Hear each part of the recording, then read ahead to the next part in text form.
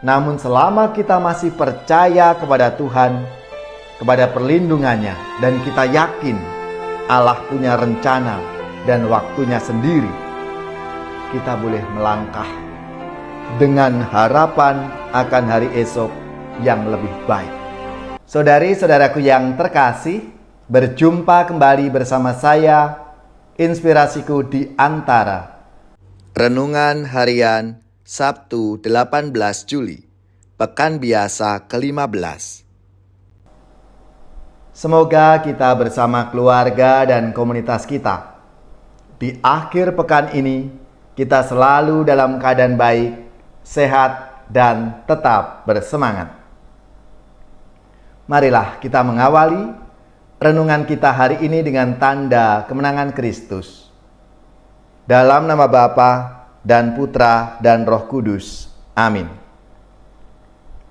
Allah Bapa yang Maha Luhur, dalam diri Putramu Tuhan kami Yesus Kristus, Engkau membebaskan kami dari belenggu dosa dan maut. Semoga kebaikan hati dan kasih setiamu ini senantiasa kami imani dan wartakan melalui kesaksian hidup kami sehari-hari. Dengan pengantaraan Yesus Kristus Putramu Tuhan kami, yang bersama dengan Dikau dalam persatuan Roh Kudus, hidup dan berkuasa Allah sepanjang segala masa. Amin. Dalam nama Bapa dan Putra dan Roh Kudus. Amin. Inspirasi kita hari ini dari Injil Suci menurut Matius bab 12 ayat 14 sampai 21. Marilah kita siapkan kitab suci kita baca bersama-sama dan kita renungkan. Sekali peristiwa, orang-orang Farisi bersekongkol untuk membunuh Yesus. Tetapi Yesus tahu maksud mereka, lalu menyingkir dari sana. Banyak orang mengikuti dia, dan ia menyembuhkan mereka semua. Dengan keras ia melarang mereka memberitahukan siapa dia, supaya genaplah sabda yang telah disampaikan oleh Nabi Yesaya. Lihatlah, itu hambaku yang kupilih, yang kukasihi, yang kepadanya jiwaku berkenan. Rohku akan kucurahkan atas dia, dan ia akan memaklumkan hukum kepada sekalian bangsa. Ia tidak akan berbantah dan tidak akan berteriak. Suaranya tidak terdengar di jalan-jalan. Buluh yang patah terkulai tidak akan diputuskannya, dan sumbu yang pudar nyalanya tidak akan dipadamkannya, sampai ia menjadikan hukum itu menang. Kepadanya lah semua bangsa akan berharap. Demikianlah sabda Tuhan. Terpujilah Kristus. Saudari-saudaraku yang terkasih, di dalam sabda Tuhan hari ini, kalau kita memperhatikan, kita baca semua sabda Tuhan hari ini, baik itu bacaan pertama maupun bacaan Injil.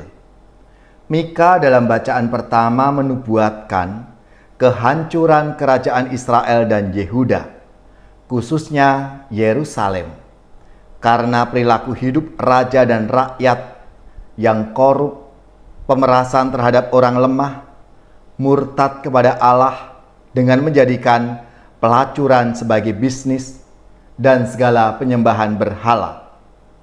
Pada waktunya Allah akan bertindak dengan membiarkan bait Allah dan Yerusalem dihancurkan oleh musuh. Nubuat ini terbukti pada saat Nebukadnezar Raja Babel menghancurkan Yerusalem dan bait Allah abad ke-6 sebelum Masehi. Dalam sabda Tuhan hari ini, jelas sekali menunjukkan betapa Yesus menyingkir karena menghindari orang-orang Farisi yang bermaksud membunuhnya. Yesus tentu tidak takut, tetapi waktu untuk itu belum tiba saatnya. Sang Mesias harus menderita dan mati demi menebus dosa umat manusia tepat pada waktunya. Oleh karena itu, belum waktunya Yesus pun menyingkir.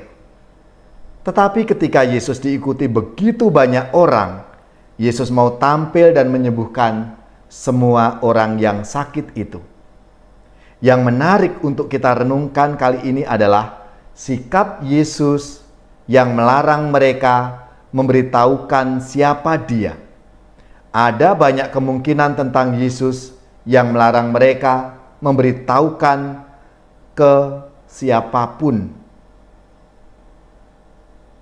dan identitas dirinya itu. Yang pasti, Tuhan Yesus lebih memilih untuk berkarya dalam kesederhanaan dan ketersembunyian daripada dengan cara yang mencolok mata atau mungkin yang heboh-heboh. Saudara-saudaraku yang terkasih, tindakan Yesus dan hidupnya pun disesuaikan dengan waktu Allah. Sekalipun musuh-musuhnya itu merencanakan yang jahat terhadap Yesus, selama Allah belum menghendaki dan tetap melindunginya. Ia bebas mengajar dengan semangat belas kasih dan kelemah lembutan. Roh Allah menaungi dia, dan ia menjadi sumber pengharapan bagi orang-orang yang tertindas dan yang lemah.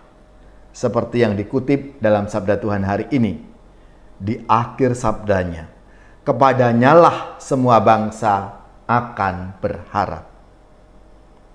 Saudara-saudariku yang terkasih, kita mungkin gentar di hadapan banyak kecemasan-kecemasan yang ada, bahaya maupun kesulitan.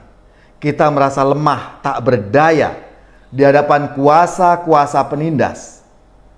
Namun selama kita masih percaya kepada Tuhan, kepada perlindungannya, dan kita yakin Allah punya rencana dan waktunya sendiri, kita boleh melangkah dengan harapan akan hari esok yang lebih baik. Kita punya Tuhan Yesus yang mendampingi kita dengan rohnya yang kuat dan penuh belas kasih. Saudara-saudaraku yang terkasih, marilah melalui sabda Tuhan hari ini kita semua diajak oleh Yesus, diberikan semangat dan teladan oleh Yesus sendiri, agar kita tetap punya pengharapan. Kita terus maju meskipun banyak tantangan-tantangan yang kita hadapi, banyak hambatan, penolakan-penolakan. Tapi kita punya Tuhan yang menjadi pengharapan kita. Kita harus yakin, kita harus percaya. Bersama Tuhan kita akan mampu untuk menghadapi berbagai tantangan-tantangan yang ada dalam hidup kita.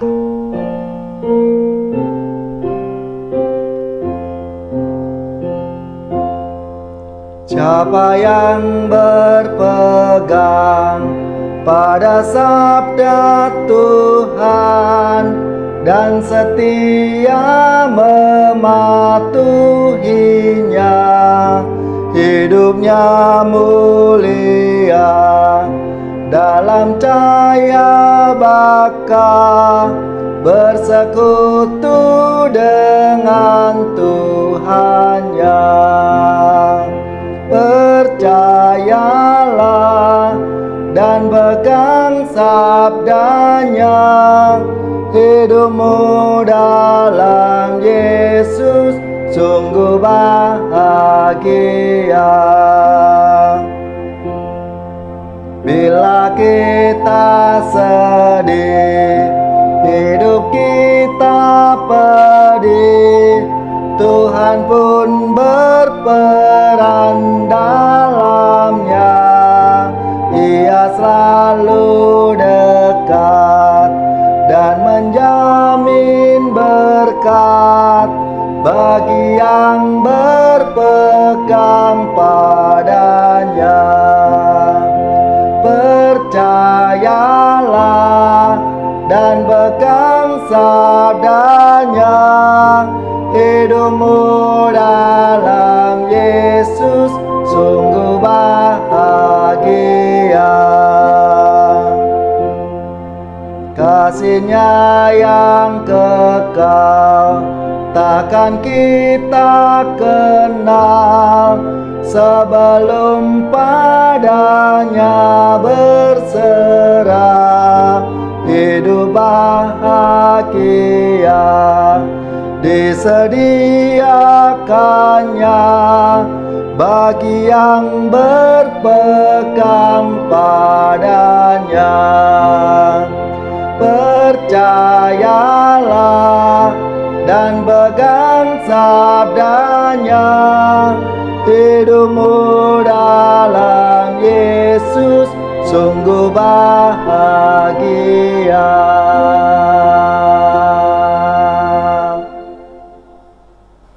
Saudari-saudaraku yang terkasih, marilah kita siapkan hati kita akan menerima berkat Tuhan.